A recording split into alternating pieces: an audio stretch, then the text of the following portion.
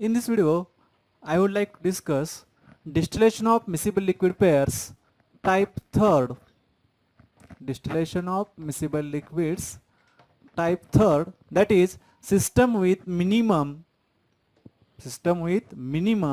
in the total vapor pressure, that is systems with boiling point maximum. जसं मगाशी मी relation सांगितलं की total vapour pressure आणि boiling point यांचं रिलेशन कसं आहे. टोटल व्हेपर प्रेशर जर कमी असेल तर बॉइलिंग पॉईंट जास्त असतो, टोटल व्हेपर प्रेशर जर जास्त असेल तर बॉइलिंग पॉईंट कमी असतो. So systems with minimum in the total vapour pressure म्हणजे टोटल व्हेपर प्रेशर कमी आहे त्यामध्ये बॉइलिंग पॉईंट काय असणार आहे, जास्त असणार आहे, बॉइलिंग पॉईंट्स मॅक्झिमम. अँड यालाच आपण नाव काय दिलं होतं अजून, अजिओट्रॉफिक मिक्सचर्स और अजिओट्रोप्स. So behavior of such type third liquids can be explained with the help of this diagram. In this diagram we see that the two curves, that is liquid curve and vapor curve, rises to the maximum point and meet at the point M. दोन्ही curve, liquid curve आणि vapour curve मॅक्सिममला गेलेले आहेत आणि त्या maximum पॉईंटच्या ठिकाणी त्यांचं काय झालंय, ते एकमेकाला टच करतायत. So whatever the composition represented by point M is called constant boiling mixture. आता त्याला का म्हणायचं constant boiling mixture, because it distils without change in composition at a definite temperature. हे जे मिक्सचर यम आहे याला आपण काय म्हटलंय, constant boiling mixture, azeotropic mixture और azeotrope. Why it is called azeotrope? तर because at the point M, whatever the composition of liquid and whatever the composition of vapor is the same. Liquid आणि व्हेपरचं composition same आहे. Further पुढं काय अजून, तर it distils without change in composition at definite temperature. Therefore such mixture is called constant boiling mixture or azeotropic mixture और azeotrope. Again its composition changes with external pressure. म्हणजे external pressure change झालं तर त्याचं composition काय होणार आहे, change होणार आहे. This indicates that this constant boiling mixture or azeotropic mixture is not a definite compound. तो एक दोघांचं मिक्सचर होऊन तयार झालेला कंपाऊंड नाहीये, तर तो मिक्सचरच आहे. So this point M, whatever the point M, किंवा ह्याचं जे मिक्सचर आहे त्या मिक्सचरला आपण काय म्हणणार आहे, कॉन्स्टंट बॉइलिंग मिक्सचर किंवा अजिओट्रॉपिक मिक्सचर किंवा azeotrope. Again if a vertical line passing through the point M is drawn, point M मधून जाणारे आपण जर एक व्हर्टिकल लाईन काढली तर this diagram is divided into two parts. Diagram is divided into two parts. In the left part there are two component, that is A and M, and in the right part there are two components, that is point M and point B. म्हणजे बरोबर काय झालं की दोन भागात त्याची विभागणी झाली आणि it is the simple system which is explained in type first liquids. That means in which boiling point changes continuously, boiling point varies regularly. अशा प्रकारचे दोन सिस्टम आपल्याला मिळतात आणि दोन्हीचे कंपोनेंट्स काय आहेत, एकाचा ए आणि एम आणि दुसऱ्याचा एम आणि बी. दॅट मीन्स किंवा it is evident that such mixtures which distills without change in composition cannot be separated by fractional distillation into the two separate or into two pure components. म्हणजेच इथं ए पासून गेल्यानंतर M हे mixture मिळतं आणि इथं बी पासून इकडे आल्यानंतर एम हे मिक्सचर मिळतं. म्हणजे ए पासून डायरेक्ट तुम्ही बी कडे जाऊ शकत नाही किंवा बी पासून डायरेक्ट तुम्ही ए कडे येऊ शकत नाही. दोन कंपोनंट आपण ए आणि बी सेपरेट करू शकत नाही. Okay, so this can be explained with the help of this diagram again. Suppose if we consider a liquid represented by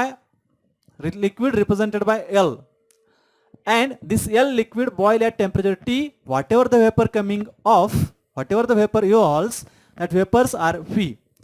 Now these vapors are rich. Vapor will contain more proportion of A. Vapor मध्ये कोण जास्त असणार आहे, A जास्त असणार आहे as compared to liquid. Again this liquid residue left behind, पाठीमागे जो रेसिड्यू राहिला आहे, that residue will be rich and have more composition towards the M, यमचं जे कॉम्पोजिशन आहे तिकडे तो रेसिड्यू काय होणार आहे, शिफ्ट होणार आहे. म्हणजेच रिपिटेटिव्ह रिडिस्टिलेशन किंवा due to fractional distillation residue will tend towards the mixture of constant boiling liquids and distillate will be gives the pure component A. कसं पहा, समजा एल लिक्विडचं बॉइलिंग केलं, व्हेपरायझेशन झालं, त्यामुळे व्हेपर्स बाहेर पडल्या. या व्हेपर्सचं आपण कंडेन्सेशन केलं, परत दुसरं लिक्विड मिळालं. या लिक्विडचं परत व्हेपरायझेशन झालं, आणखी वेगळ्या व्हेपर्स मिळाल्या. त्या व्हेपर्सचं परत कंडेन्सेशन केलं, लिक्विड, व्हेपरायझेशन, कंडेन्सेशन, म्हणजेच फ्रॅक्शनल डिस्टिलेशन. आपण डेफिनेशन काय सांगितली, successive vaporization and condensation is called fractional distillation. म्हणजे इथे सक्सेसिव्ह झालं पहा, पहिल्यांदा व्हेपरायझेशन झालं, परत कंडेन्सेशन, परत व्हेपरायझेशन, परत कंडेन्सेशन, परत व्हेपरायझेशन, परत कंडेन्सेशन, आणि काय मिळालं शेवटी आपल्याला 100% A. That means distillate will give a pure component A and residue will gives the mixture of constant boiling composition. किंवा त्याच्याऐवजी जर आपण ह्या राईट साईडचा पार्ट कन्सिडर केला तर same thing can be explained. L dash liquid boil at temperature T dash gives out vapor V dash आणि vapor will be contains more proportions of B. vapor मध्ये काय जास्त असणार आहे, B जास्त असणार आहे, आणि residue will consist of residue will tends towards the mixture of constant boiling, that is M. म्हणजे ह्याचं जर आपण यासारखं रिपिटेटिव्ह रिडिस्टिलेशन केलं तर वेपर म्हणजेच डिस्टिलेट मध्ये काय मिळेल, प्युअर बी मिळेल, आणि रेसिड्यू काय करेल, कॉन्स्टंट बॉइलिंग मिक्सचर देईल. Okay, this is about explanation of systems with boiling point maximum. ज्या सिस्टम मध्ये बॉइलिंग पॉइंट मॅक्सिमम आहे, म्हणजेच टोटल वेपर प्रेशर मिनिमम आहे, त्या बाबतीत. So this can be explained with help of one example of azeotrophs of water and HCl. Having azeotropic composition, HCl 20.24% and water 79.76%. Having azeotropic temperature 383 Kelvin. Whatever the mixture containing water more than 79.76%. On distillation, we get water as a pure in distillate form. म्हणजे इथं जे आपण distillate म्हटलो होतो, vapour मध्ये झालं, cool केलं, pure हे मिळालं, तसं आपण काय म्हणलं, त्या मिक्सचर मध्ये जे काही वॉटर 79.76 याच्यापेक्षा जास्त आहे ते वॉटर आपल्याला प्युअर फॉर्म मध्ये मिळेल. पण डिस्टिलेट मध्ये जरी वॉटर मिळालं तर रेसिड्यू मध्ये काय असणार आहे, residue will tends toward the constant boiling mixture, that is azeotropic mixture which has composition this. या compositionचं मिक्सचर आपल्याला रेसिड्यू मध्ये मिळेल. किंवा alternately if HCl have more than 20.24% composition, म्हणजे HCl चं जर composition त्याच्यात 20.24% पेक्षा जास्त असेल तर काय होणार आहे, in the distillate we get HCl pure. whatever the distillate, vapours मिळाला, वेपर्स कूल केल्या, परत ते लिक्विड मिळालं, त्याला बॉईल केलं, व्हेपर्स कूल, असं करून आपल्याला 20.24% पेक्षा जास्त जे HCl आहे ते आपल्याला इथं 100% B म्हणजेच 100% HClच्या म्हणजे प्युअर फॉर्म मध्ये आपल्याला HCl काढता येईल. पण जो काय रेसिड्यू शिल्लक राहणार आहे तो रेसिड्यू काय होणार आहे, residue will tend towards the composition of constant boiling mixture, and once we get the constant boiling mixture we cannot further separate out this two components. म्हणजे एकदा का आपल्याला कॉन्स्टंट बॉइलिंग मिक्सचर मिळालं तर त्यातनं आपण या मेथडनं ए आणि बी म्हणजे HCl आणि वॉटर या कॉम्पोजिशन पेक्षा जास्त आपण सेपरेट करू शकत नाही.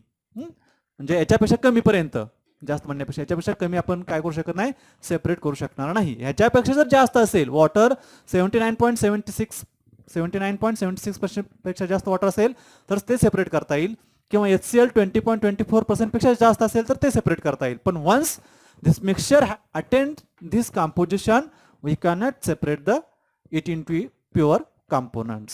Okay, this is about type 3 liquids, that means systems with boiling point maximum or minimum in the total vapor pressure, or it is also called as the azeotropic mixture or azeotropes.